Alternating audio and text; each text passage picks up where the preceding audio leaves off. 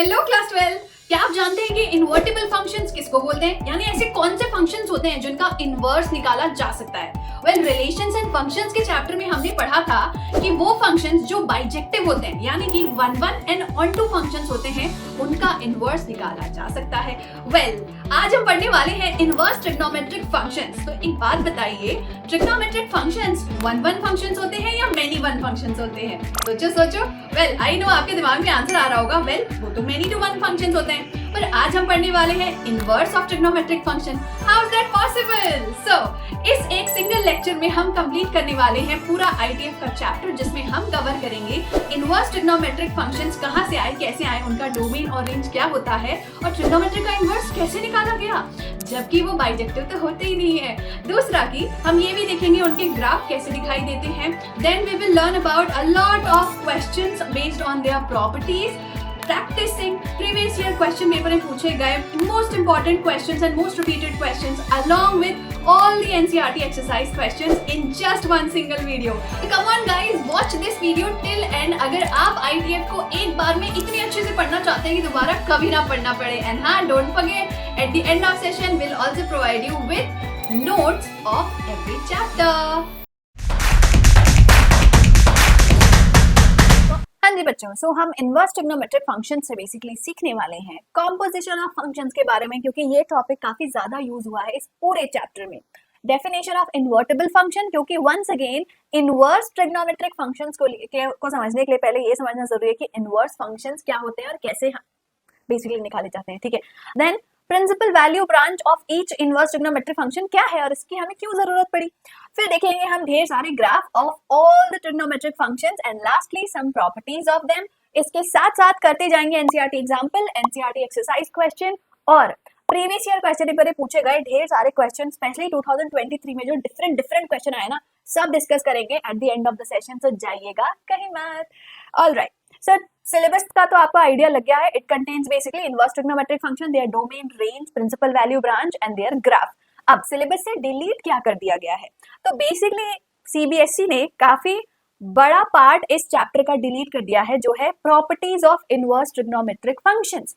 Properties में जितनी properties था ना, सब डिलीट कर दी गई हैं। सिर्फ और सिर्फ composition of trigonometric functions and inverse trigonometric functions रखा गया है। इसके अलावा जितनी प्रॉपर्टीज थी सब डिलीट कर दी गई है। उनके एग्जाम्पल भी डिलीट हो गए, उनका एक्सरसाइज क्वेश्चन भी डिलीट हो गया, example miscellaneous example and miscellaneous exercise से भी डिलीट कर दिए गए हैं related to properties of trigonometric and inverse trigonometric function. अब ये थोड़ा सा कंफ्यूजिंग आपको स्टार्टिंग में लग सकता है, पर इस वीडियो को पूरा एंड तक देखोगे आप तो बिल्कुल सुपर क्लियर हो जाएगा कि क्या पढ़ना है क्या नहीं पढ़ना है। ऑलराइट, तो शुरू करते हैं हम। सबसे पहले देखते हैं कि चैप्टर पढ़ना ही क्यों है। चैप्टर इंपॉर्टेंट तो है क्योंकि 4 मार्क्स का कम से कम पूछा जाता है आपके पेपर में। 2 से 3 क्वेश्चन तो पक्का आते हैं इस चैप्टर से। तो 3 क्वेश्चन की इंपॉर्टेंस तुम तो जरूर जानते होगे बाबू, है ना। चलो भाई, तो शुरुआत करते हैं इस चैप्टर की सबसे पहले टॉपिक के साथ, जो है कॉम्पोजिशन ऑफ फंक्शंस। अब कॉम्पोजिशन क्या होता है ये तो हमने रिलेशंस एंड फंक्शंस में भी देखा था, क्लास 11th में भी, क्लास 12th में भी। एक बार फिर भी रिवाइज कर लेते हैं कि if one function composes of another function then it is called as composition of function. मतलब कि अगर मेरे पास एक फंक्शन है f और दूसरा फंक्शन है g, f का जो इनपुट है ना वो होगा x और f का आउटपुट क्या होगा, f ऑफ x, क्योंकि f is a function. Now I am saying is कि g फंक्शन जो है ना उसका इनपुट है f ऑफ x, यानी फंक्शन f का जो आउटपुट आया था वो फंक्शन g का इनपुट है और फिर फंक्शन g का आउटपुट आएगा g of f of x। अब क्लियर हो गया कि कॉम्पोजिशन क्या होता है। मतलब मैं x पुट करूंगी फंक्शन f में, जो आउटपुट आएगा फिर उसको पुट करूंगी फंक्शन g में, तो मुझे मिल जाएगा g of f of x, जिसको हम बोलते हैं GOF। शॉर्ट फॉर्म है डिनोट करने का, GOF। तो GOF का मतलब क्या होता है कि पहले फंक्शन f में इनपुट डालो, जो आउटपुट आए वो बन जाएगा इनपुट फंक्शन g का, और फिर जो आउटपुट आए वो आपका फाइनल आंसर हो गया। ये हो गया कंपोजिशन। अब ये कंपोजिशन हम क्यों पढ़ रहे हैं, क्योंकि इस पूरे चैप्टर में जो क्वेश्चंस आपके आने वाले हैं वो ज्यादातर कंपोजिशन ऑफ फंक्शन से आएंगे। फॉर एग्जांपल आपसे पूछा जाएगा कि sine of sine inverse of π/3 क्या होगा, है ना। तो this is composition of function, sine of sine inverse x। Similarly आपसे पूछा जाएगा sine inverse of sine pi by 3 क्या होगा। तो ऐसे ही क्वेश्चंस बेसिकली इस चैप्टर में ज्यादातर पूछे जाएंगे, तो कॉम्पोजिशन जो है काफी इंपॉर्टेंट पार्ट है। ठीक है, चलिए अब सीखते हैं कि इन्वर्टेबल फंक्शंस क्या होते हैं, और आगे जाके आपको एक शॉकिंग बात भी पता चलेगी कि वैसे तो ट्रिग्नोमेट्री का इनवर्स एग्जिस्ट ही नहीं करता है, पर हम फिर भी इनवर्स ट्रिग्नोमेट्री के बारे में पढ़ते हैं। शॉकिंग है ना, वेल बताऊंगी कि ऐसा क्यों है, पर उसके पहले जान लेते हैं कि इनवर्स होता क्या है ताकि आप आगे की बात समझ सके। सो इन्वर्टेबल फंक्शन बेसिकली होते हैं जो गिवन फंक्शन है उनके opposite. Opposite in what sense ma'am? So sense ये है बच्चों कि मान लो आपका फंक्शन है एफ और आपका दूसरा फंक्शन है एफ का इनवर्स, तो होता ये है बच्चों जो फंक्शन एफ का डोमेन है, ठीक है, वो होता है इनवर्स फंक्शन का रेंज। ठीक है, जो इनवर्स फंक्शन का सॉरी और जो फंक्शन एफ का रेंज है वो होता है बेसिकली फंक्शन एफ का डोमेन। नहीं समझ में आया? थोड़ा सा मैंने उल्टा बता दिया आपको, मैं ऐसे लिख के बताती हूँ, ज्यादा बेटर समझ में आएगा। हमारे पास अगर दो फंक्शन है, फंक्शन एफ और एफ इनवर्स, ठीक है, तो फंक्शन एफ का जो डोमेन होगा वो फंक्शन एफ इनवर्स का रेंज बन जाएगा। ठीक है, और जो फंक्शन एफ का रेंज होगा वो इनवर्स का डोमेन होता है। तो इस सेंस में ये दोनों एक दूसरे के ऑपोजिट होते हैं। अब क्लियर है सबको? ठीक है, फॉर एग्जाम्पल अगर मैं एक फंक्शन बोलूं, मान लो मैं जस्ट एक एग्जाम्पल ले रही हूँ, बिल्कुल रैंडम एग्जाम्पल ले रही हूँ। ठीक है, तो मान लो मैंने एक एग्जाम्पल ले लिया कि मेरा फंक्शन एफ एक्स है एक्स स्क्वायर। ठीक है, तो फंक्शन एफ एक्स अगर एक्स स्क्वायर है तो फंक्शन एफ का इनवर्स क्या होगा? इसका इनवर्स होगा स्क्वायर रूट ऑफ एक्स। तभी तो फंक्शन एफ एक्स में जो मेरा डोमेन होगा वो होगा एक्स और जो रेंज होगा वो होगा एक्स स्क्वायर। सिमिलरली जो मेरा इनवर्स फंक्शन है उसका डोमेन क्या होगा? एक्स स्क्वायर, क्योंकि सारे एक्स जो रेंज है वही इसका डोमेन हो जाता है। लेकिन जब स्क्वायर रूट निकालेंगे एक्स स्क्वायर का तो क्या मिलेगा मुझे? रेंज एक्स मिलेगा। तो ये दोनों फंक्शन हुए एक दूसरे के इनवर्स। इनवर्स फंक्शन क्या है वो तो क्लियर है। अब इनवर्स फंक्शन होने की एक नेसेसिटी क्राइटेरिया होती है, वो क्या है? कोई भी फंक्शन इनवर्स तभी कर सकता है अपना अगर वो फंक्शन 1 1 एंड ऑन 2 है। 1 1 एंड ऑन 2 मतलब पढ़ा था वैसे तो टाइप्स ऑफ फंक्शन है, बट फिर भी रिवाइज करवा देती हूँ। तो 1 1 फंक्शन वो फंक्शंस होते हैं जिसमें डोमेन के हर वैल्यू का सिर्फ एक सिंगल इमेज होता है रेंज में। ठीक है, और ऑन टू तब होते हैं जब रेंज में जितनी भी वैल्यूज हैं वो सारे के सारे का कोई ना कोई प्री इमेज है डोमेन में। मतलब रेंज में कोई बेचारा अकेला नहीं बच गया जिसका कोई प्री इमेज ना हो। तो ऐसे फंक्शंस को हम 1 1 एंड ऑन टू यानी कि बाइजेक्टिव फंक्शन बोलते हैं। अब कोई भी फंक्शन अगर बाइजेक्टिव है तभी उसका इनवर्स निकाला जा सकता है। ठीक है, तो कुछ प्रॉपर्टीज होती है 1 1 and onto and inverse function की, उनको आप ध्यान रखिएगा। फर्स्ट वन इज अगर कोई फंक्शन इनवर्स है, ठीक है, किसी फंक्शन का अगर g f का इनवर्स है तो f भी g का इनवर्स होगा बिना किसी डाउट के। ठीक है, f भी g का इनवर्स होगा, प्रूफ करने की जरूरत नहीं है, डायरेक्टली भी लिख सकते हो। अगर आपको पता है g f का इनवर्स है तो f भी g का इनवर्स होगा ही होगा। कैसे? Suppose g is equal to f inverse, that's what we are saying. Now we have to prove that g का इनवर्स क्या है। वेल g का इनवर्स है f इनवर्स का इनवर्स। रेसिप्रोकल का रेसिप्रोकल क्या होता है? The number itself. तो सिमिलरली यहाँ पे द फंक्शन इटसेल्फ। तो यहां से हमने प्रूफ कर दिया कि g अगर f इनवर्स है तो g इनवर्स f होगा। ठीक है, next important point is if f and g are inverse of each other then both are 1 to 1 function. अगर f और g दोनों ही इनवर्स फंक्शन है, ऑब्वियसली एक इनवर्स है तो दूसरा इनवर्स होगा ही, तो इट इज कंपल्सरी कि दोनों ही 1 1 ऑन टू फंक्शन है ना, क्योंकि हमने कंडीशन पहले बताई थी किसी भी फंक्शन को हम इनवर्स तभी बोल सकते हैं अगर वो 1 1 हो ऑन टू हो। 1 1 ऑन टू अगर नहीं समझ में आ रहा तो फिर से एक एग्जांपल से समझा देती हूँ। 1 1 का मतलब होता है कि for every element in domain there is only 1 image in the range. सिर्फ एक इमेज है उसका, एक से ज्यादा नहीं है, सिर्फ एक इमेज है, सिर्फ एक इमेज है, एक से ज्यादा इमेज नहीं है और एक से ज्यादा प्री इमेज भी नहीं है, सिर्फ एक इमेज है। एक और यहाँ पे छोटू सा एलिमेंट बना देते हैं, एक इमेज है। तो ये हो गया 1 to 1, हर प्री इमेज का सिर्फ एक इमेज है, एक से ज्यादा प्री इमेज का सिंगल इमेज नहीं है। मतलब अगर मैं एक डिफरेंट कलर से आपको ड्रॉ करके बताऊं कि अगर मेरा डायग्राम कुछ ऐसा बनता ना, ठीक है, तो फिर ये क्या हो जाता? मेनी टू वन फंक्शन, कि इसका और इसका दोनों का इमेज सेम है, मेनी टू वन फंक्शन। तो many to one function invertible नहीं होते हैं। ठीक है, now similarly what are 1 to 1 function? तो ये हो गए 1 1। Now what are onto function? Onto function ये बोलते हैं कि रेंज में जितने भी एलिमेंट्स है ना उनका कोई ना कोई प्री इमेज है, भले ही सेम हो तो भी चलेगा, ठीक है, पर कोई ना कोई प्री इमेज है तो हम उसको बोलेंगे ऑन टू फंक्शन, ठीक है।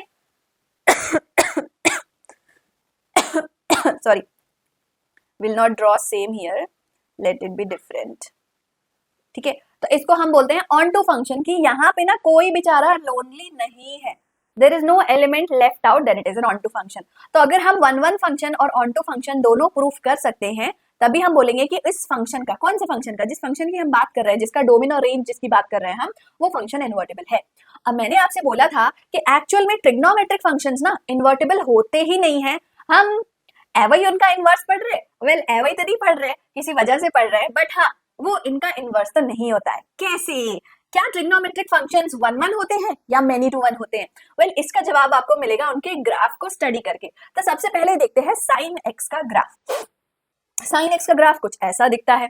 अब साइन एक्स के ग्राफ में अगर आप ऑब्जर्व करें क्लोजली तो आपको दिखाई देगा कि -π/2 पे साइन एक्स 0 हो जाता है, पाई पे साइन एक्स 0 हो जाता है, 2π पे sine x 0, oh sorry y -π/2, my bad, -π पे साइन एक्स 0 हो जाता है, 0 पे भी 0 होता है, पाई पे भी 0 होता है और 2π पे भी 0 होता है, ठीक है। दैट मीन्स व्हाट, इसके डोमेन में अगर मैं सारे एंगुलर वैल्यूज डालूं, पाई, 2π, -π, 0, और इन सबका आउटपुट क्या होगा, पाई इनपुट है तो भी आंसर 0 आएगा, 2π इनपुट है तो भी आंसर 0 आएगा, -π पे भी 0 आएगा, 0 पे भी 0 आएगा। तो ये क्या हुआ, मैनी टू वन फंक्शन, कई सारी वैल्यूज का सेम इमेज है, तो ये मैनी टू वन फंक्शन हुआ। और हमने पढ़ा था अगर कोई भी फंक्शन वन वन नहीं है तो उसका इनवर्स एग्जिस्ट ही नहीं करता है। तो that means inverse trigonometry function chapter को डिलीट कर दे अपने सिलेबस से, वेल ऐसा नहीं कर सकते। सीबीएसई ने ये बोला कि माना कि उसका जो डोमेन है वो बहुत बड़ा है ना, डोमेन में क्या होते हैं, दुनिया के सारे रियल नंबर्स, और आउटपुट में क्या होता है, हमेशा -1 से 1 के बीच में ही वैल्यू आती है फॉर साइन ग्राफ, है ना। अब हमने बेसिकली ये बोला, सीबीएसई ने ये बोला कि ठीक है आई एक्सेप्ट कि ये इन्वर्टेबल नहीं होते हैं, पर अगर मैं ये बोलूं कि इसका पूरा का पूरा डोमेन ना चूज करके एक छोटा सा पार्ट ले लेते हैं उसके डोमेन का, ठीक है, और उस पार्ट की बस स्टडी करते हैं, तो ऐसा कोई पार्ट है क्या जिसमें बेसिकली हम प्रूव कर सकें कि वो 1 1 ऑन टू है? तो हमने बोला हाँ भाई ऐसा तो है। कौन सा पार्ट, ध्यान से अगर देखोगे तो -π/2 से लेकर π/2 तक आपका जो ग्राफ बन रहा है, ये जो मैं पर्पल कलर से आपको ड्रॉ करके दिखा रही हूं, क्या ये सारी वैल्यूज यूनिक है? हाँ ये सारी वैल्यूज यूनिक है। तो -π/2 से लेकर π/2 कोई भी y एक्सिस की वैल्यू मैच नहीं हो रही। आप देखो ये भी डिफरेंट वैल्यू है, ये भी डिफरेंट वैल्यू है, ये भी डिफरेंट वैल्यू है, ये भी डिफरेंट है, ये भी डिफरेंट है, ये भी डिफरेंट है, यानी y एक्सिस पे आउटपुट आपको डिफरेंट मिल रहा है फॉर डिफरेंट इनपुट। तो बेसिकली हमने ये बोला कि वेल बात तो सही है सीबीएसई जी, -π/2 से π/2 के बीच में हमारा जो साइन एक्स ग्राफ है ना वो 1 1 बन गया, ठीक है, और अगर 1 1 बन गया तो इसका मतलब उसका इनवर्स भी एग्जिस्ट करेगा। तो therefore we say that -π/2 to π/2 is a principal value branch. What is it? It is a principal value branch because in this branch the function is 1 1.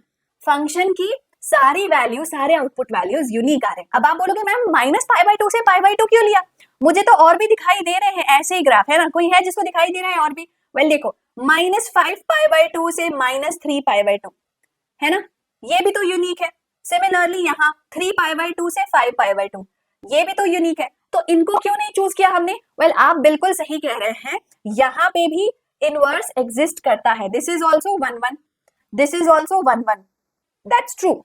पर सीबीएसई ने बोला आप वो छोटे से प्यारे से क्लास 12 के बच्चे, ठीक है, हो तो स्मार्ट लेकिन ज्यादा बर्डन नहीं देना चाहते हैं हम आपको, तो आप सारे इंटरवल की स्टडी मत करो, आप सिर्फ और सिर्फ प्रिंसिपल वैल्यू ब्रांच की स्टडी करो, ठीक है। तो सीबीएसई ने बोला कि सिर्फ -π/2 से π/2 तक आप एक ही ब्रांच की स्टडी करो जिसको हम प्रिंसिपल वैल्यू ब्रांच बोलेंगे। और अब से ऐसा करते हैं कि अब से हम ना जो भी हमारा साइन एक्स का ग्राफ है, जो भी हमारा साइन एक्स का फंक्शन है, उसका डोमेन हम रियल नंबर्स नहीं बोलेंगे, हम बोलेंगे कि अब से उसका डोमेन हमने -π/2 से π/2 मान लिया है, जिसको हम रेस्ट्रिक्टेड डोमेन बोलते हैं। एक तो था उसका natural domain, all real number, सारे रियल नंबर थे, उन सारे रियल नंबर में से सिर्फ एक रेंज मतलब एक लिमिट हमने सेलेक्ट कर ली -π/2 से π/2 की, जिसको हमने मान लिया रेस्ट्रिक्टेड डोमेन, और सिर्फ इस रेस्ट्रिक्टेड डोमेन की हम पढ़ाई करेंगे, ठीक है। एंड ऑब्वियसली इस रेस्ट्रिक्टेड डोमेन में हमारा रेंज तो सेम रहा, -1 से 1 ही हमारा आउटपुट आ रहा है, तो टेंशन की कोई बात नहीं है। तो बेसिकली ये वाला जो सेक्शन है ये हमने सेलेक्ट कर लिया फॉर आवर स्टडी। तो ये पहले तो हमने प्रूफ कर लिया कि भाई साइन एक्स का इनवर्स निकाला जा सकता है, और साइन एक्स का इनवर्स सिर्फ और सिर्फ -π/2 से π/2 ही स्टडी किया जाएगा, ठीक है। तो ये पहला सवाल क्लियर हो गया। अब दूसरा सवाल आता है कि साइन एक्स का ग्राफ बनेगा कैसे, सॉरी इनवर्स का ग्राफ बनेगा कैसे। वेल सिंपल फंडा है, मैंने आपको क्या बोला, जो साइन एक्स का डोमेन है वो बन जाएगा इनवर्स का रेंज, है ना, और जो साइन एक्स का रेंज है वो बन जाएगा साइन इनवर्स एक्स का डोमेन, यानी एक्स एक्सिस बन जाएगी वाई एक्सिस, वाई एक्सिस बन जाएगा एक्स एक्सिस। तो अभी आपका साइन एक्स का ग्राफ ऐसा दिखाई दे रहा है, तो बेसिकली एक्स एक्सिस को अगर वाई एक्सिस बनाना है तो 90 डिग्री मेरा ग्राफ टर्न हो जाएगा। तो देयरफॉर साइन इनवर्स एक्स का ग्राफ कैसा बना, ऐसा बना। जो एक्स एक्सिस है ना, बेसिकली जो वाई एक्सिस थी अब उसको हमने एक्स बना दिया, जो एक्स एक्सिस थी अब उसको हमने वाई बना दिया, 90 डिग्री टर्न मार के। 90 डिग्री टर्न क्यों मारा, समझ में आ गया ना। जो डोमेन था वो रेंज बन गया, जो रेंज था वो डोमेन बन गया, यानी एक्स एक्सिस वाई एक्सिस बन गया, वाई एक्सिस एक्स एक्सिस बन गया, ठीक है। तो सिंपली कोई नया ग्राफ नहीं याद रखना है आपको, जो साइन एक्स का ग्राफ है उसी को 90 डिग्री पे बना दो, घुमा दो, बन जाएगा साइन इनवर्स एक्स का ग्राफ। लेकिन हम स्टडी किसकी कर रहे हैं, हम स्टडी कर रहे हैं ये रेड कलर से जो डिनोट किया है प्रिंसिपल वैल्यू ब्रांच की, that's it. We will not study anything apart from this. Alright, चलिए अब देखते हैं कॉस एक्स का ग्राफ। कॉस एक्स का ग्राफ में भी हमारा डोमेन होता है दुनिया के सारे रियल नंबर्स, और हमारे रेंज में होते हैं सिर्फ -1 से 1 के बीच की सारी वैल्यूज। अब जल्दी से इसका ग्राफ ऑब्जर्व करो और मुझे बताओ क्या ये 1-1 फंक्शन है? No, it's not 1-1 function. Why not? Again it is having same values at many points. For example अब ये 0 कहाँ पे है, -3π/2 पे भी 0 है, देन -π/2 पे भी 0 है, 3π/2 पे भी 0 है, तो ये मेनी टू 1 फंक्शन है, वो तो पढ़ना क्लियर है हमारा। अब हम देखते हैं कि इसकी प्रिंसिपल वैल्यू ब्रांच कौन सी होनी चाहिए। ऐसी ब्रांच लीजिए जिसमें सारी वैल्यू डिफरेंट आ रही है, नेगेटिव से लेके पॉजिटिव तक कोई वैल्यू रिपीट नहीं हो रहा है। तो हमने चूज किया 0 to π, ठीक है।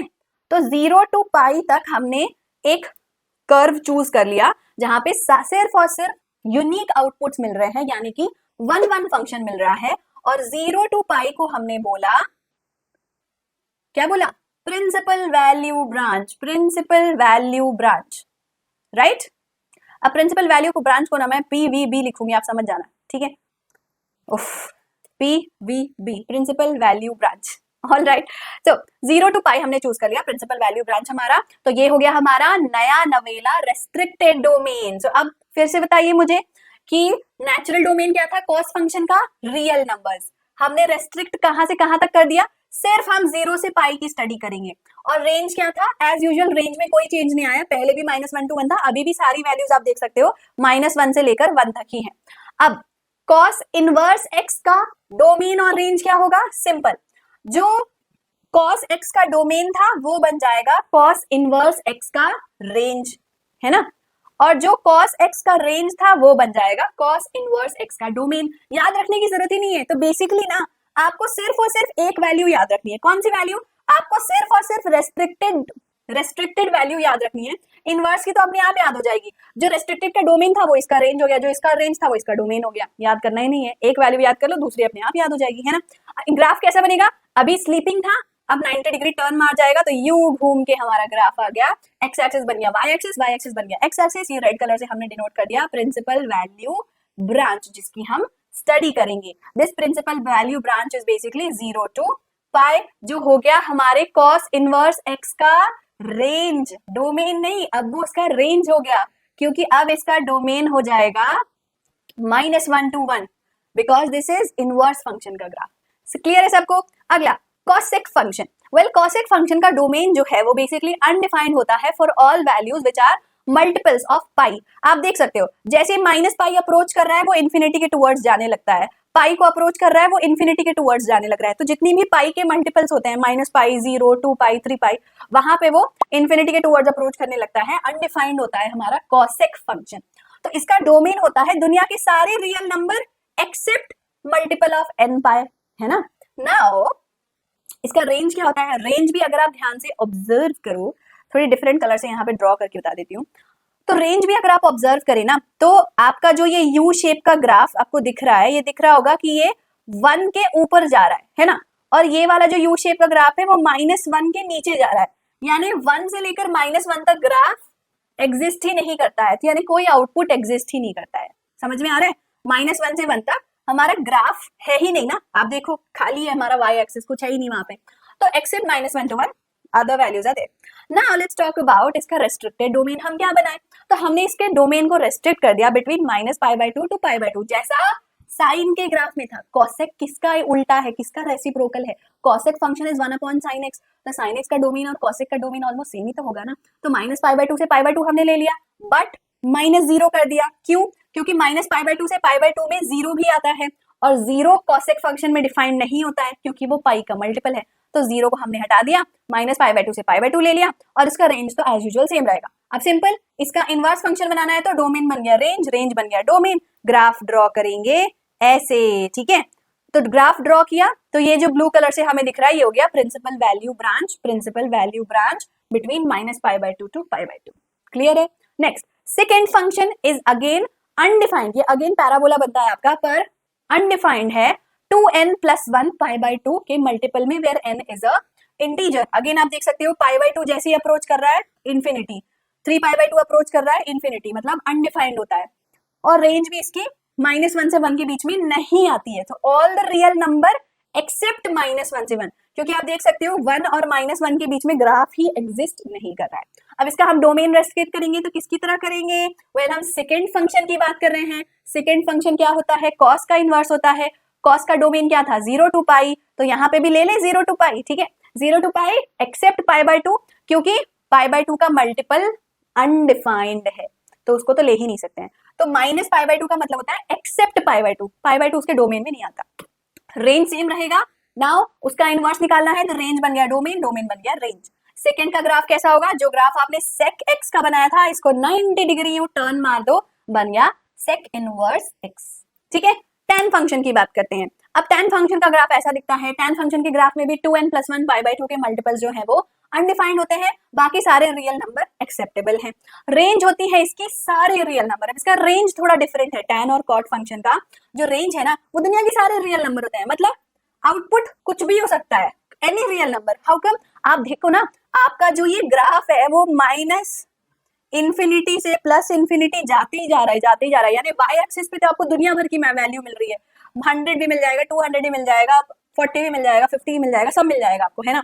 तो real numbers all the outputs are present, but input में अगेन π/2 के मल्टीपल पे अनडिफाइन हो जाता है, इन्फिनिटी को अप्रोच करने लगता है, ठीक है। अब इसका डोमेन हमें रेस्ट्रिक्ट करना है, तो -π/2 से π/2 हमने रेस्ट्रिक्ट कर दिया, और रेंज रहेगी रियल नंबर। अगेन डोमेन को रेंज बना दो, रेंज को डोमेन बना दो, बन जाएगा tan इनवर्स x का ग्राफ, और ये ब्लू कलर से हो गई उसकी प्रिंसिपल वैल्यू ब्रांच, ठीक है। कॉट फंक्शन में भी we have multiples of n pi undefined, but इसका जो हम डोमेन चूज करेंगे वो चूज करेंगे between 0 to π, so cot is like cos. मैं बस आपको याद रखने का तरीका बता रही हूँ, लॉजिक नहीं बता रही हूँ, ठीक है, तो याद रखने का एक तरीका बता रही हूँ ताकि आपको ही आसानी हो। तो 0 to π हम चूज करेंगे, रेंज होंगे दुनिया के सारे रियल नंबर्स, और कॉट इनवर्स x का ग्राफ भी x एक्सिस को y बना दो, y एक्सिस को x बना दो, same to same graph 90 degree turn मार के ड्रॉ कर दो, और ये जो ब्लू कलर से मिल गया ये हो गया आपका प्रिंसिपल वैल्यू ब्रांच, जिसकी हम स्टडी करेंगे। ऑलराइट गाइस, तो चलिए अब फटाफट से एक समरी कर देती हूँ मैं आपके लिए, थोड़ा बहुत कंफ्यूजिंग हो भी रहा होगा, तो याद करने का तरीका बता देती हूँ, ठीक है। अब सबसे पहले बात करते हैं नॉर्मल डोमेन की। नॉर्मल डोमेन तो आपने क्लास 11th में भी याद की थी, क्योंकि क्लास 11th में भी आप ट्रिग्नोमेट्री फंक्शन के बारे में पढ़ चुके हैं। अब वैसे इसको नहीं भी याद रखोगे तो कोई फर्क नहीं पड़ता, क्योंकि इस चैप्टर में हम नॉर्मल डोमेन की बात ही नहीं करते हैं कहीं पे भी, ठीक है, ज्यादातर प्रिंसिपल वैल्यू ब्रांच की बात होती है, तो याद कर लो तो भी अच्छी बात है। तो ये टेबल आपको याद करना है। अब मैं आपको याद करने का सही तरीका सिखाती हूँ रेस्ट्रिक्टेड डोमेन के लिए। रेस्ट्रिक्टेड डोमेन में सबसे पहले तो हमने देखा कि साइन के लिए होता है -π/2 to π/2, और कॉस के लिए होता है 0 to π, ठीक है। अब आपको पता है कॉसेक और साइन का रिलेशन है, पुराना नाता रिश्ता है कि कॉसेक इज 1/sin x, तो इसका -π/2 to π/2 है, तो इसका भी -π/2 to π/2 होगा। लेकिन कॉसेक फंक्शन n पाई पे अनडिफाइंड है, n पाई पे अनडिफाइंड है, इसलिए -0 कर देते हैं। क्लियर है? ना सेकेंड फंक्शन का कॉस फंक्शन से काफी रिलेशन है, second is in 1/cos x, तो जो कॉस का डोमेन था वही सेकेंड का डोमेन है, -π/2 कर दिया क्योंकि π/2 पे अनडिफाइंड है। अब tan को याद रखने का तरीका देखो, tan के न्यूमरेटर में साइन आता है ना, तो जो साइन का डोमेन था वही tan का डोमेन है। कॉट के न्यूमरेटर में कॉस आता है, तो जो कॉस का डोमेन था वही कॉट का डोमेन है। ये बस मैं शॉर्टकट तरीका आपको दिखा रही हूँ ताकि आपको याद रह सके कि कौन किसके डोमेन में कहाँ आता है, ठीक है। अब बात करें रेंज की, तो साइन एक्स और कॉस एक्स का ग्राफ तो देख के ही आपको याद रहता है कि वो -1 to 1 ही होता है। बाकी चारों के ग्राफ ऐसे हैं कि दुनिया के सारे रियल नंबर होते हैं उनके रेंज में सिर्फ कॉसेक और सेक में -1 to 1 हम हटा देते हैं। वो याद रखना, पैराबोला बनता है ना, इसलिए पैराबोला कहाँ से कहाँ जाता है, 1 के ऊपर -1 के नीचे से हटा देते हैं। अब देखो ये टेबल याद कर लिया, तो ये टेबल याद मत करना क्योंकि इनवर्स में क्या होगा, सिंपल, जो डोमेन था वो रेंज बन गया, जो रेंज था वो डोमेन बन गया, और ये टेबल आपको मिल गया इनवर्स ट्रिग्नोमेट्रिक फंक्शन का। याद ही नहीं करना है, देखो सेम वैल्यू है, जो साइन एक्स का डोमेन था अब उसको रेंज में ले आओ, जो रेंज था उसको डोमेन में ले आओ। तो ये टेबल याद मत करो, सिर्फ और सिर्फ एक टेबल याद करो रेस्ट्रिक्टेड डोमेन का, बाकी अपने आप याद हो जाएगा, ठीक है। तो याद जरूर कर लेना, ठीक है, क्योंकि याद रखना पड़ेगा। असर्शन रीजनिंग क्वेश्चन में डायरेक्ट पूछा जाता है, और there are many type of questions जहां पे डोमेन और रेंज का यूज है। मैं इतना क्यों बोल रही हूँ याद करने के लिए, क्योंकि अभी आगे जब आप क्वेश्चन सॉल्व करोगे ना तो आप देखोगे कि हर जगह आपसे पूछा, मतलब बेसिकली आपको चेक करना पड़ेगा कि जो मैं वैल्यू सॉल्व करने जा रहा हूँ क्या वो साइन इनवर्स एक्स के डोमेन में आता भी है, आता है तभी तो सॉल्व करूँ, वरना मैं सॉल्व ही नहीं कर सकता। वेल सॉल्व कर सकते हो पर उसका तरीका बदल जाएगा। ऑलराइट, चलो हम आगे बढ़ने से पहले बताते हैं आपको एक इंपॉर्टेंट सूचना जहां पे आप गलती कर सकते हैं। वेल सूचना ये है बच्चों कि कभी भी साइन इनवर्स एक्स फंक्शन को साइन एक्स फंक्शन का इनवर्स मत समझना। यहाँ पे बेसिकली आपका फंक्शन ही बदल जाता है, आपका डोमेन बदल जाता है, आपका रेंज बदल जाता है। यहाँ पे आपका डोमेन और रेंज नहीं बदल जा रहा, जो आंसर आएगा उसका रेसिप्रोकल हो रहा है। दिस इज बेसिकली रेसिप्रोकल वाला inverse and this is domain और रेंज को चेंज करने वाला इनवर्स। तो कभी भी दोनों को सेम चीज मत समझना। साइन एक्स का inverse is nothing but 1/sin x and 1/sin x का domain remains x, it does not become something else, मतलब डोमेन जो था sin x का वही रहता है, -π/2 से π/2 ही रहेगा, कुछ और नहीं बनेगा, पर उसका रेसिप्रोकल हो जा रहा है, ठीक है। तो this is just a remarks for you. So now let's learn about composition of trigonometric and inverse trigonometric function, ठीक है। तो बेसिकली मैंने आपको शुरू में भी बताया था कि कॉम्पोजिशन जो है ना वो आगे बहुत काम आएगा और बहुत सारे क्वेश्चन से भी काम आएगा। कैसे काम आएगा? वेल जैसा कि आप जानते हो कि y जो है वो क्या होता है, अगर मैं ये अज्यूम कर लूं कि let my function y is sine inverse x, ठीक है, and x is sine y, so that implies what कि अगर y साइन इनवर्स x था तो बेसिकली ये साइन इधर आ गया और x बन गया sign y। Similarly, if x is sin y, then y can be written as sin inverse x, which is equivalent to composition of the function sin of sin inverse x. अब sin of sin inverse x क्या होता है? x, ठीक है। ये इकलौती property है जो आपके सिलेबस में है, जिसके ऊपर आपसे क्वेश्चंस पूछे जाएंगे, ठीक है। And that is composition of trigonometric and inverse trigonometric function, यानी sin of sin inverse x क्या होगा? x होगा, ठीक है। गिवन दैट आपका जो डोमेन है वो है -1 to 1, क्यों? क्योंकि इनवर्स साइन इनवर्स फंक्शन का डोमेन -1 to 1 होता है ना। Similarly sign inverse of sign x will be x, है ना। Sine inverse of sign x यानी साइन इनवर्स और साइन x का ये वाला कॉम्पोजिशन भी x होगा। Given that x is between -π/2 to π/2 only, क्यों? क्योंकि साइन का जो डोमेन है वो रेस्ट्रिक्टेड डोमेन हमने कौन सा चूज किया है? -π/2 से π/2 का। इस चीज को याद रखिएगा क्योंकि आगे हम यूज करने वाले हैं। अब क्या ये सिर्फ साइन पे एप्लीकेबल है? नहीं, cos, tan, cot, cosec सभी ये फॉलो करेंगे, ठीक है। तो basically composition of function for every trigonometric and inverse trigonometric function will be x only, provided जो ब्रैकेट के अंदर फंक्शन है उसका जो भी आप इनपुट दे रहे हो वो डोमेन में होना चाहिए, ठीक है। तो साइन इनवर्स का डोमेन क्या हुआ? साइन का डोमेन क्या हुआ? उसमें आपका वैल्यू बिलोंग कर रहा है कि नहीं वो आपको चेक करना है, ठीक है। चलो next is some identities of inverse trigonometric function, जो आप पहले भी पढ़ चुके हैं क्लास 11th में, जो अब आपको यूज करनी है इस साल इस चैप्टर में। And they are sine inverse of -x, अगर आपका इनपुट नेगेटिव है तो क्या होता है? It becomes minus of sine inverse x, ठीक है। Again x belongs to the domain of inverse function. Similarly, tan के लिए भी माइनस tan इनवर्स, cosec के लिए भी minus cosec inverse x, clear है सबको? बट कहानी बदल जाती है कॉस, सेक और कॉट में, इन तीनों में cos inverse minus x, sec inverse minus x, cot inverse minus x is pi minus cos inverse x, pi minus sec inverse x, pi minus cot inverse x. It is not directly minus cos x. ये आपको याद रखना है, और नहीं भी याद रखोगे तो अभी हम ढेर सारे क्वेश्चंस करेंगे ना, उसके थ्रू आपको याद हो जाएगा दैट यहाँ पे पाई माइनस करना पड़ता है और यहाँ पे सिर्फ नेगेटिव साइड लगाना पड़ता है. याद रहेगा कौन कौन से फंक्शंस हैं. चलिए अब इनके ऊपर क्वेश्चंस बनाते हैं. सो एक्सरसाइज 2.1 में सिर्फ इन्हीं प्रॉपर्टीज के बेसिस पे क्वेश्चंस दिए गए हैं एंड इनवर्स फंक्शन के डोमेन रेंज को ध्यान में रखते हुए. सबसे पहले तो find the value of sine inverse -1/2. अभी हमने क्या पढ़ा, तो सॉल्यूशन से स्टार्ट करते हैं. Since sign inverse of minus x is minus of sine inverse x, है ना, माइनस साइन ब्रैकेट के बाहर आ जाता है. Therefore sine inverse -1/2 is minus of sine inverse 1/2. अब ये बताओ साइन इनवर्स 1/2 क्या होता है, कैसे पता चलेगा. वेल मुझे इनवर्स का तो नहीं पता, पर मुझे ये पता है कि 1/2 इज बेसिकली साइन π/6, है ना. तो मैं 1/2 के जगह पे लिख सकती हूँ साइन π/6. अब ये हो गया मेरा composition of the function. Sine inverse sine x is x, तो this is nothing but minus π/6, है ना. Sine inverse sine π/6 is π/6. अब यहाँ पे एक चीज आपको हमेशा चेक करनी है, वो ये है कि क्या π/6 आपके डोमेन को बिलोंग करता है. अब ये बताओ साइन इनवर्स का या साइन फंक्शन का डोमेन क्या है, -π/2 से π/2, तो ये बिलोंग कर रहा है. यस, तो फिर हमें चिंता की कोई बात नहीं, हम डायरेक्टली आंसर लिख सकते हैं -π/6. That is our answer. Clear है सबको. चलो नेक्स्ट क्वेश्चन.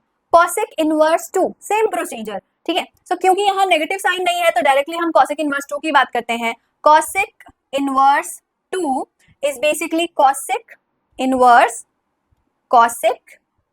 ना व्हाट इज 2 इन कॉसेक. सो जैसा कि आप जानते हो साइन π/6 1/2 होता है, तो वैसे ही कॉसेक π/6 2 होगा, उसका उल्टा. सो ये हो गया cosec π/6. So cosec inverse cosec x is x, है ना. Composition function cosec inverse cosec x is x. So answer आ गया π/6. एक लाइन का आंसर है ना. 1 मार्क्स का क्वेश्चन है. Next cos inverse √3/2. अब इस क्वेश्चन में क्या हमें कुछ अलग देखने को मिलेगा, देखते हैं. Now find the principal value of cos inverse √3/2. So what is cos inverse √3/2? Cos inverse √3/2 is basically cos inverse cos how much? What is √3/2? π/6. अरे ये सारी वैल्यू क्या π/6 वाली दे दी है 2.1 एक्सरसाइज में. So cos inverse cos π/6 is π/6, which is again in the range, so we don't have to do anything. Let's move on. Next question. हाँ ये question थोड़ा अच्छा लग रहा है. tan inverse 1 cos inverse -1/2 sine inverse -1/2. चलिए अब इसको सॉल्व करते हैं. tan inverse 1 cos inverse -1/2 sine inverse -1/2. सबसे पहले तो tan इनवर्स 1 कितना होता है. tan इनवर्स 1 होता है π/4, बट मैं आपको डायरेक्टली नहीं लिख के बताऊंगी, I will write it step by step. So 1 कब आता है, tan π/4 is 1. So 1 is basically tan π/4 plus cos में जब माइनस साइन इन्वॉल्व होता है तो आंसर क्या आता है, डायरेक्टली नहीं निकाल सकते हैं हम. cos -x is pi minus cos x. Sorry, cos inverse is cos inverse x. So cos inverse -1/2 will be pi minus cos inverse 1/2. पर साइन में ऐसा नहीं होता, साइन में माइनस साइन डायरेक्टली बाहर आ जाता है और इसको हम लिख सकते हैं sine inverse 1/2 directly. Now tan inverse tan pi/4 plus pi minus cos inverse 1/2. सो 1/2 कब आता है cos की वैल्यू में, π/3 में आता है, माइनस 1/2 कब आता है साइन की वैल्यू में. सो साइन इनवर्स 1/2 होता है π/6. अभी सॉल्व किया था हमने, तो ये हो गया π/6. अब इस पूरे इक्वेशन को सॉल्व करेंगे. सो यहाँ पे we have π/4 plus 3π minus pi 2π/3 minus π/6. 4, 3 और 6 का एलसीएम लेंगे तो we will get 12. So basically it becomes π/4 बन गया 3π/4, सॉरी 3π/12 क्योंकि 4 3s are 12 होता है, plus 2 pi by 3 will be 4 2s are 8 pi by 12 minus pi by 6 will be 2 pi by 12. Now 8 plus 3 is 11, 11 minus 2 is 9, so you have 9 pi by 12, 3 3s are 9, 3 4s are 12, so final answer is 3 pi by 4. That's your final answer. Clear है सबको? बन जाएगा. You just have to remember two identity जो भी हमने पढ़ा था कि कॉस इनवर्स माइनस एक्स है तो क्या होता है. सेकेंडली आपके डोमेन में आपका फंक्शन बिलोंग कर रहा है कि नहीं कर रहा है, चेक करते रहना पड़ेगा. ऑल राइट, अब इसी के साथ आता है एक आपके लिए होमवर्क क्वेश्चन. सो इस क्वेश्चन का आंसर आपको कमेंट करके बताना है, ठीक है. The domain of the function cos inverse 2x - 1 will be dash. सोचिए, कमेंट करके बताइए. एनसीईआरटी एग्जाम्पलर का क्वेश्चन है. ऑल राइट, चलिए भाई अब आते हैं हम कुछ ऐसी आइडेंटिटीज में जो हमने क्लास 11 में पढ़ी थी. ठीक है, ये सारी आइडेंटिटीज आप क्लास 11 में पढ़ चुके हैं, बट इस चैप्टर में आप काफी ज्यादा यूज करने वाले हो हर जगह. ठीक है, तो सबसे पहले आता है sum and difference identities. Sine x plus y sine x cos y cos x sine y. Cos x plus y is cos x cos y minus sine x sine y. tan x plus y is tan x plus tan y upon 1 minus tan x tan y. sin x minus y is sin x cos y minus cos x sin y. cos x minus y tan x minus y. ये सारे फॉर्मूले आप class 11 में पढ़ चुके हो, दोबारा इनका प्रूफ नहीं देखना है आपको, सिर्फ याद रखना है क्योंकि यूज करेंगे अभी हम. दूसरी आइडेंटिटी, डबल एंगल वाली आइडेंटिटी आपको काफी ज्यादा यूज होंगी इस चैप्टर में. sin 2 थीटा क्या होता है? sin 2 theta is 2 sin x cos x या फिर 2 tan x upon 1 plus tan square x. cos 2 theta is cos square theta minus sin square theta, that is 1 minus tan square theta upon 1 plus tan square theta. अब theta क्यों बोल रहे हो? क्योंकि जब मैंने स्कूल में पढ़ा था तो मैंने थीटा थीटा में याद किया था, तो मुझे आज तक थीटा थीटा में ही याद है. तो आपकी मर्जी, आप थीटा बोलो x बोलो, जो लिखोगे वही बोलना. cos 2x के दूसरा फॉर्मूला होता है 1 minus 2 times of sin square x. tan 2x is 2 tan x upon 1 minus tan square x. sec 2x is secant square x upon 2 minus secant square x and cosec 2x is secant x dot cos x upon 2. Double angle identity. Similarly triple angle identity होती है. sin 3x क्या होता है, cos 3x क्या होता है, tan 3x क्या होता है. ये भी इस चैप्टर में यूज हुआ है कई जगह, इसलिए आपको याद करना पड़ेगा. ठीक है, तो याद कर लीजिएगा फटाफट से. अब आते हैं हम properties of inverse trigonometry function में which is deleted from your syllabus. ये आपके सिलेबस से डिलीट कर दिया गया है, बट यहाँ पे मैंने मेंशन कर दिया है इन केस आप कॉम्पिटिटिव एग्जाम की प्रिपरेशन कर रहे हो तो आपके लिए स्टिल ये यूजफुल रहेंगी, बट सिर्फ अगर बोर्ड एग्जाम पे फोकस कर रहे हैं तो आपको ये नहीं पढ़ना है. Similarly this is deleted from your syllabus. This is deleted from your syllabus. Addition properties, 2 times of inverse trigonometric properties deleted from your syllabus, and apart from this any property related to inverse trigonometric function deleted from your syllabus. Okay, चलो भाई अब शुरुआत करते हैं NCERT questions की practice के साथ, और उसके बाद करेंगे प्रीवियस ईयर क्वेश्चन पर पूछे गए ढेर सारे क्वेश्चन, जिससे आपको पूरा आइडिया मिल जाएगा कि क्या क्या और किस टाइप का क्वेश्चन पूछा जाता है इस चैप्टर से. ठीक है, चल अब कुछ अच्छे क्वेश्चंस करते हैं. इजी क्वेश्चन तो सारे कर लिए, अब थोड़े से डिफिकल्ट क्वेश्चंस को सॉल्व करके देखते हैं. What all type of questions can be asked. Number 1, prove the following. 3 times of cos inverse x is cos inverse 4x cube minus 3x. अब इस टाइप के क्वेश्चंस आप कैसे प्रूव कर सकते हो? सबसे पहले आपको ये सोचना पड़ेगा, क्या ये आइडेंटिटी किसी आइडेंटिटी से मैच कर रही है? कर रही है. कैसे? आइडेंटिटी याद करोगे तो दिमाग अपने आप चलेगा, अपने आप हिंट आएगा आपके दिमाग में. आइडेंटिटी नहीं याद करोगे तो ये सब चीजें आपके लिए रट्टाफिकेशन हो जाएंगी, है ना. तो आइडेंटिटी याद कर लो तो क्वेश्चंस नहीं रटना पड़ेगा, क्योंकि क्वेश्चन रट नहीं सकते, अनलिमिटेड होते हैं, है ना. अब देखो, हमें एक आइडेंटिटी पता है, cos 3 theta is 4 times of cos cube theta minus 3 times of cos theta.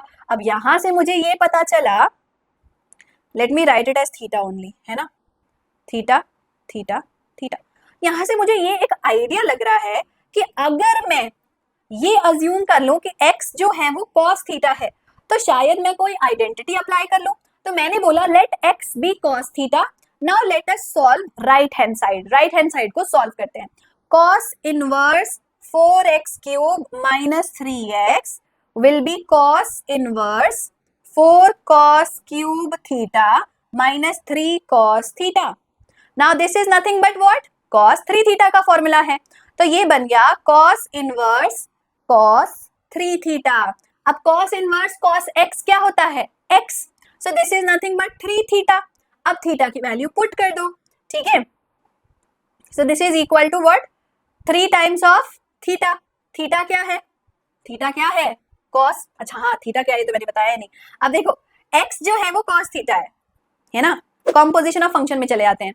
अगर x कॉस थीटा है, दिस इंप्लाइज दैट थीटा होगा कॉस इनवर्स x। कॉस इधर जाएगा तो इनवर्स हो जाएगा, तो थीटा क्या है, कॉस इनवर्स x। तो थीटा की जगह पे मैंने लिख दिया कॉस इनवर्स x। अब ये क्या मिल गया मुझे, ये मिल गया मुझे मेरा left hand side, hence proved. Proof ही यही करना था कि RHS is equal to LHS। Proof कर दिया मैंने, LHS is equal to RHS। Clear है सबको? All right, next question. tan 1/2 is sin inverse 2x upon 1 plus x square, cos inverse 1 minus y square upon 1 plus y square। अब इस question को देखते ही कौन सी आइडेंटिटी हमारे दिमाग में आ रही है, पहली identity that 2 tan theta upon 1 plus tan square theta is basically sine 2 theta. दूसरी आइडेंटिटी इसको देख के मुझे याद आ रही है 1 माइनस टेन स्क्वायर, मान लो थीटा के बजाय हम ले लेते हैं phi, upon 1 plus tan square phi is nothing but cos 2 phi, है ना। cos 2 थीटा का फॉर्मूला है ये, तो पुट करते हैं यहाँ पर। तो हम सबसे पहले अज्यूम करते हैं let x be tan theta and y be tan phi. Phi क्या है, एंगल है, एक एंगल ही है, ठीक है, और कुछ नहीं है। Now this will be tan 1/2। अब यहाँ पे हमें प्रूफ नहीं करना है, वैल्यू फाइंड आउट करनी है, ठीक है। tan 1/2 is sine inverse 2 tan theta upon 1 plus tan square theta plus cos inverse 1 minus tan square phi upon 1 plus tan square phi, ठीक है। चलो this is tan 1/2 into sine inverse sine 2 theta, है ना। ये किसका formula है, sine 2 theta का formula है। cos इनवर्स cos 2 फाई, क्योंकि ये किसका फॉर्मूला है, cos 2 फाई का फॉर्मूला है। Okay, all right. Now sine inverse sine 2 theta is 2 theta, sign inverse sign x is x, है ना। सो यहाँ पे मेरा इक्वेशन क्या बन गया, tan 1/2 sine inverse sine 2 theta is 2 theta, cos inverse cos 2 phi is 2 phi. Again अब हम इसको सिंप्लीफाई करते हैं, तो ये हो गया tan 2 theta upon 2 plus 2 phi upon 2, 2 2 cancel, so this is tan theta plus tan phi. अभी कहानी यहाँ खत्म नहीं होती है, क्योंकि थीटा और फाई पे आप आंसर नहीं छोड़ सकते हो। थीटा और फाई तो अज्यूम्ड वैल्यू है, आपको यहाँ पे फाइनल आंसर तक पहुंचाना है, ठीक है। तो मैं इसको यहाँ पे डायरेक्टली थोड़ा लिख दे रही हूँ, ठीक है। तो बेसिकली ये 2 2 2 कैंसिल हो गया, we get tan theta plus phi. tan theta plus phi क्या होगा, it is tan x plus y। क्या होता है, tan x plus tan y upon 1 minus tan x tan y। अब थीटा और फाई की वैल्यू डाल दो, क्या है थीटा और फाई की वैल्यू, सिंपल, x लिया था हमने tan थीटा और y लिया था हमने tan फाई, वापस पुट कर दो, सो आंसर आ गया x plus y upon 1 minus x y. That's it, this is your answer, x plus y upon 1 minus x y, क्योंकि हमें वैल्यू फाइंड आउट करने बोला गया था और हमने वैल्यू फाइंड आउट कर ली। Clear to all of you? What we have done here, यहाँ पे हमने x को थीटा tan थीटा लिया, y को tan फाई लिया, क्यों, क्योंकि हमें पता था ये sin 2 थीटा और cos 2 थीटा का फॉर्मूला है, ठीक है। आइडेंटिटी याद करो तभी चमकेगा, नहीं तो नहीं चमकेगा, और नहीं चमकेगा तो कैसे सॉल्व करेगा, ठीक है। Next question, cot inverse of root over 1 plus sine x plus root over 1 minus sine x root over 1 plus sine x root over 1 minus sine x is equal to x/2। अब जैसे ही आपको ना x/2 दिख जाए, मतलब समझ जाओ कि आपको इन x को x/2 बनाना है। x/2 कैसे बनाते हैं, sine 2 theta cos 2 theta tan 2 theta वाला फंक्शन यूज करके। कैसे, ऑब्वियस सी बात है कि अगर आप इसको साइन 2 थीटा मान रहे हो, और साइन 2 थीटा क्या होता है, बेसिकली साइन 2 थीटा होता है 2 साइन थीटा cos थीटा, है ना। तो यहाँ पे अगर मैं x को 2 थीटा मान रही हूँ तो थीटा क्या होगा, x/2 होगा ना, समझ में आया। तो therefore sine x is what, sine 2 theta की तरह कंसिडर कर रहे हैं, तो 2 साइन थीटा cos थीटा। तो ये फॉर्मूला हम यहाँ पे यूज करने वाले हैं। चलो भाई, एक और फॉर्मूला हम यूज करेंगे, cos square theta plus sine square theta is 1, ठीक है। चलो स्टार्ट करते हैं। cot इनवर्स root over 1 plus sine x, तो 1 को मैंने लिख दिया कॉस स्क्वायर थीटा, नहीं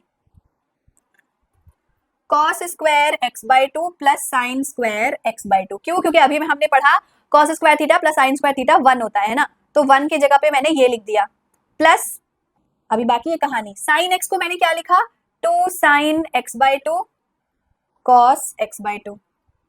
ठीक है, अच्छा मैं एक काम करती हूँ, इतना लेंदी हम क्यों लिखे बार बार, पहले मैं आपको सिंप्लीफाई करके दिखा देती हूँ।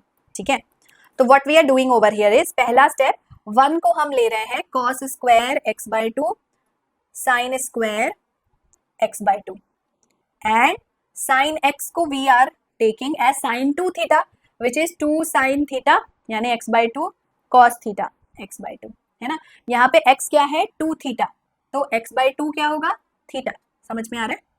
अब ये हमने अज्यूम कर लिया है, तो now obviously therefore 1 plus sine x क्या होगा, 1 प्लस साइन एक्स होगा cos square x by two plus sine square x by two plus 2 sine x by two cos x by to.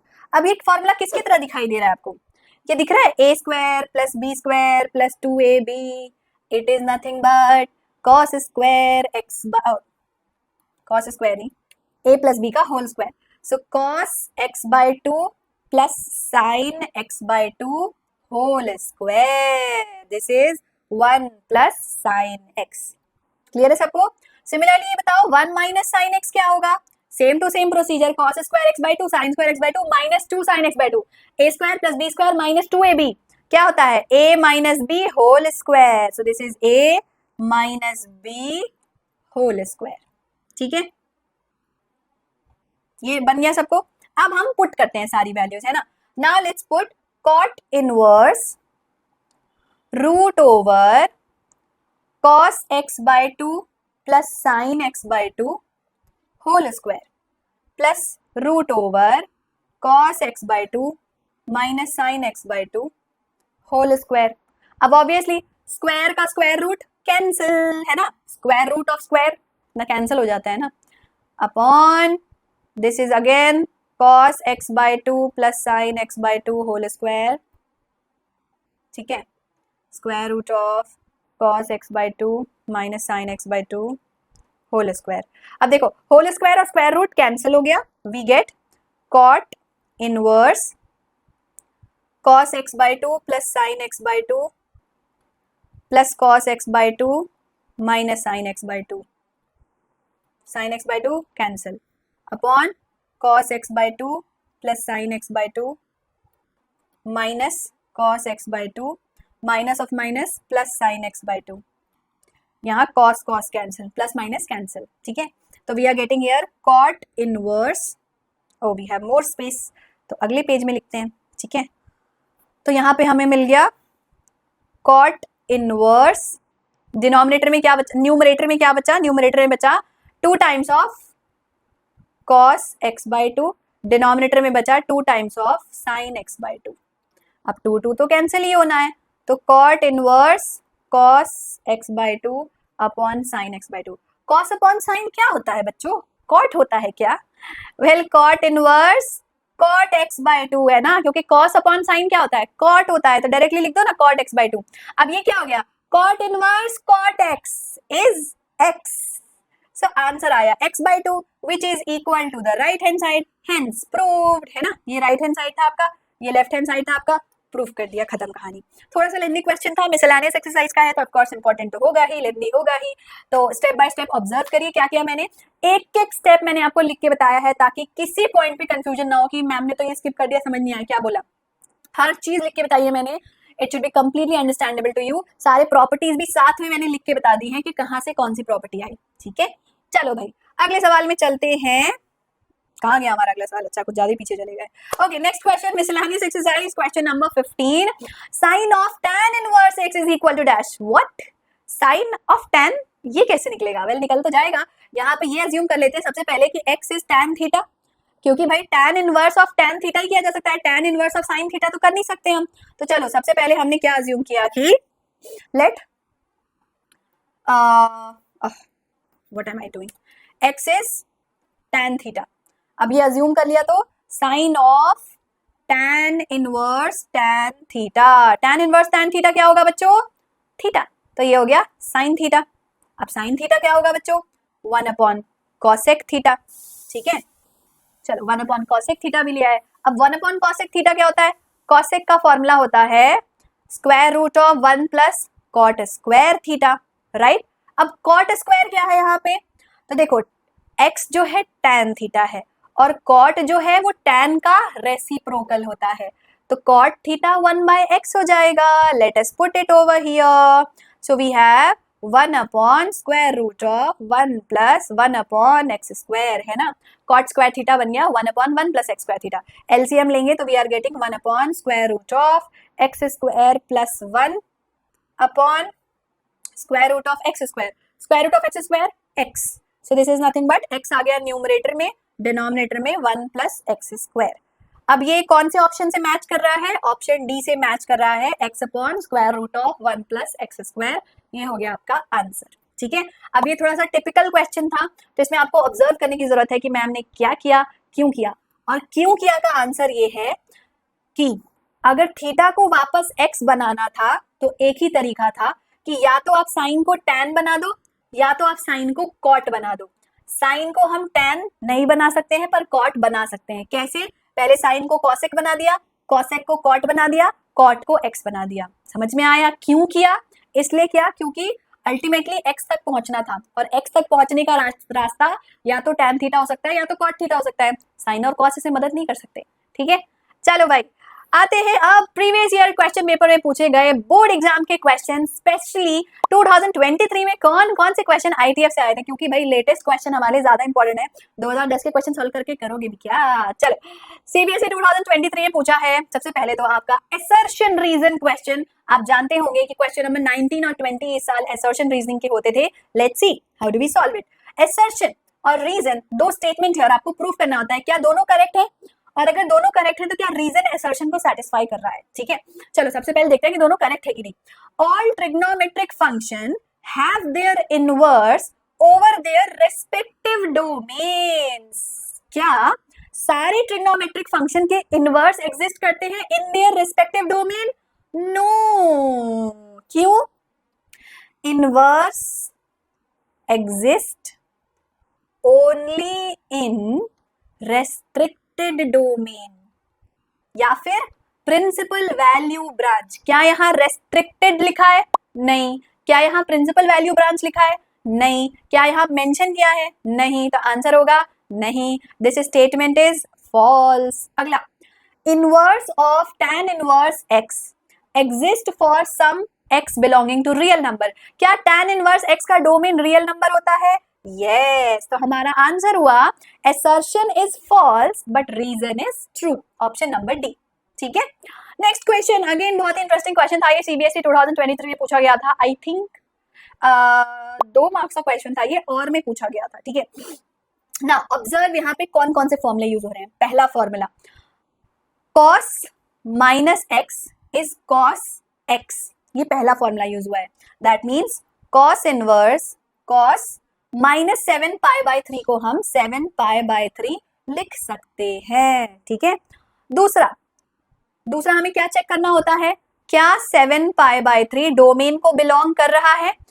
7π/3 does not belong to the domain of cos x। cos x का domain क्या होता है? 0 to π। 0 to π को ये belong नहीं कर रहा है, पाई से बड़ी वैल्यू है ये तो अब इस सिचुएशन में क्या करेंगे, हम इसको ब्रेक करके देखते हैं। ठीक है, क्या मैं 7π/3 को ऐसे लिख सकती हूँ 2π plus π/3? Can I write it as like 3 2s are 6, 6 + 1 7? Yes, 7π को हम 2π प्लस π/3 लिख सकते हैं। हाँ भाई लिख सकते हैं, तो ये भी ठीक है। नाउ यहाँ पे तीसरा फॉर्मूला, ठीक है, पहला आइडेंटिटी, दूसरा आइडेंटिटी, तीसरी आइडेंटिटी जो यूज हो रही है cos 2π plus theta is cos theta. 2π plus π/3 is π/3. So this is cos inverse cos π/3. Cos inverse cos π/3 क्या होगा? π/3. So आंसर आ गया आपका π/3. ठीक है, 3 फॉर्मूले यूज हुए। cos of minus x is cos x, minus नहीं होता है, cos of 2 pi plus theta is cos theta. तो यहाँ से हम फाइनली पहुंच गए। इसलिए हर बार आपको ध्यान देना है कि क्या जो भी आपका इनपुट है वो डोमेन को बिलोंग कर रहा है कि नहीं, ये आपको हर बार चेक करना पड़ेगा, ठीक है, वरना डायरेक्टली कई बार बच्चे लिख देते हैं 7 पाई बाय 3 आंसर और मार्क्स कट जाते हैं, ठीक है। चलो अगला assertion reason type question once again, क्योंकि बहुत सारे सेट आए थे 2023 में, तो हर सेट में अलग अलग क्वेश्चन भी था, मतलब mostly.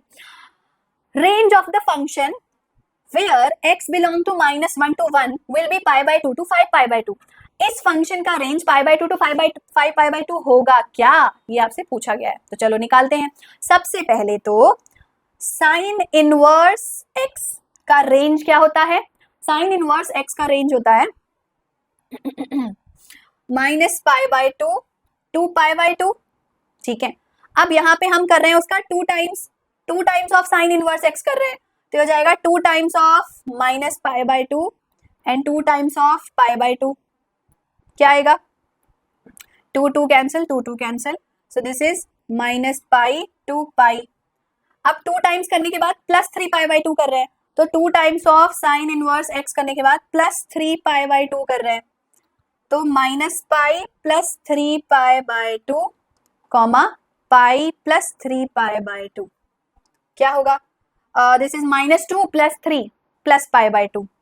So this is pi by 2 and 2 pi 3 pi 5 pi by 2 5 pi by 2।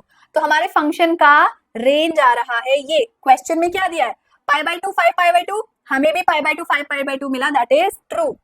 ये स्टेटमेंट करेक्ट बोल रहा है क्योंकि हमें भी pi by 2 5 pi by 2 he range मिल रहा है और क्वेश्चन में भी यही रेंज मेंशन किया है, तो ये करेक्ट है। अब इसका रीजन बोल रहा है, क्या इसका रीजन ये है कि the range of principal value branch of sine inverse x is 0 to pi? नहीं भाई, ये कॉस इनवर्स का होता है, याद है ना, ये कॉस इनवर्स का होता है। साइन इनवर्स का तो -पाई बाय 2 से पाई बाय 2 होता है, तो रीजन तो बिल्कुल गलत है। तो हमारा आंसर हुआ कि assertion is true, reason is false. Assertion correct statement है, रीजन फॉल्स स्टेटमेंट है, बन जाएगा सबसे। नेक्स्ट अगेन सीबीएसई 2023 में पूछा गया है, sine inverse of sign 3 pi by 4 cos inverse of cos pi tan inverse of 1 what will be the value. सबसे पहले ध्यान देने वाली है 3 पाई बाय 4 हमारे डोमेन में नहीं बिलोंग करता है, -पाई बाय 2 से पाई बाय 2 के डोमेन में नहीं बिलोंग करता है। तो सबसे पहले तो 3 पाई बाय 4 को हमें पाई -3 पाई बाय 4 बनाना पड़ेगा, ठीक है।